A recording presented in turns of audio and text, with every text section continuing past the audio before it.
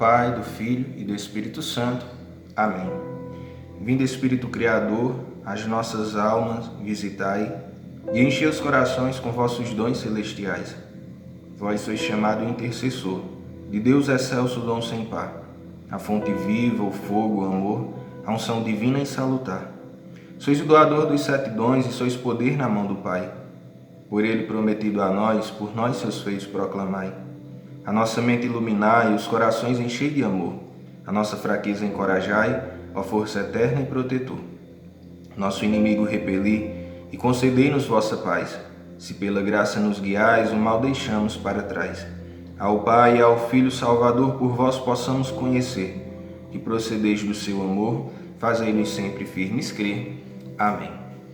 Então, meus irmãos e irmãs, o texto que nós vamos meditar hoje encontra-se no Evangelho segundo São Lucas, no capítulo 5, versículo 5. Lucas, capítulo 5, versículo 5.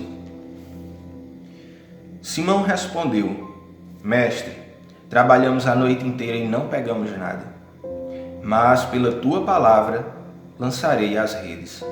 Palavra da salvação, glória a vós, Senhor. Rogai por nós, Santa Mãe de Deus, para que sejamos dignos de alcançar as promessas de Cristo. Amém. Meus irmãos e irmãs, o texto de hoje, esse versículo pequeno, mas rico em sabedoria, ele fala para nós a respeito do chamado de Pedro. Como se deu o chamado de Pedro? Se nós fôssemos ler o texto aqui do começo, nós íamos ver que Pedro havia passado a noite inteira pescando, e quando Jesus passa ali naquele lago, ali em Genezaré, ele passa por aquele local, à beira do lago de Genezaré, e ele avista Pedro, seu irmão e outras pessoas, e o que é que acontece ali? Jesus vai e diz: olha, joguem as redes do outro lado, e Pedro vai falar aqui, Mestre, trabalhamos a noite inteira e não pegamos nada. Ou seja, em outras palavras, Pedro talvez poderia ter dito para Jesus: olha, eu sou pescador e eu trabalhei a noite toda. Então como é que o Senhor pode querer vir me ensinar como fazer, o que agir, como devemos fazer? Não. Mas Pedro vai e diz: em obediência à tua palavra lançaremos as redes. Então, ou seja, o primeiro aspecto que nós temos aqui a entender dessa palavra: Deus nos chama no ordinário, no nosso dia a dia. Deus nos chama para fazermos a diferença, para sermos sinais do seu amor no nosso dia a dia. Deus não chama de forma extraordinária. Não adianta a gente continuar esperando que um anjo vai descer do céu, vai dizer qual é a sua vocação, qual é a sua missão. Não é isso. Deus chama no ordinário, no simples, naquilo que Ele coloca no teu coração, naquilo que Ele confirma por meio da palavra, dos seus irmãos e irmãs. Ou seja, Deus chama para que você no ordinário faça a diferença, para que você no seu dia a dia consiga ser testemunha firme, fiel de Cristo, para que as pessoas olhem para você e vejam em você a face de Deus.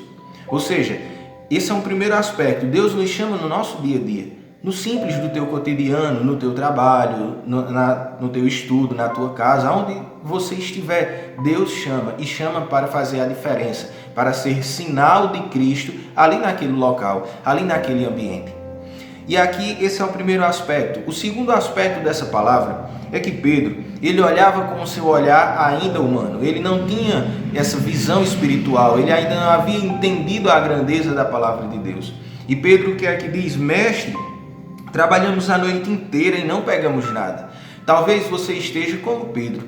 Talvez você já esteja cansado diante da sua caminhada, diante daquilo que Deus ele te chama, diante daquilo que você tem vivido. Tantas circunstâncias você foi vivendo e talvez você foi se deixando sufocar por as circunstâncias do dia a dia. Mas hoje Jesus te chama e assim como ele disse em outra passagem: vinde a mim vós todos que estáis cansados e aflitos sob o vosso fardo e eu vos aliviarei, pois o meu fardo é leve, o meu jugo é suave. Hoje o Senhor te chama para repousar também nos braços dele, assim como ele fez com Pedro.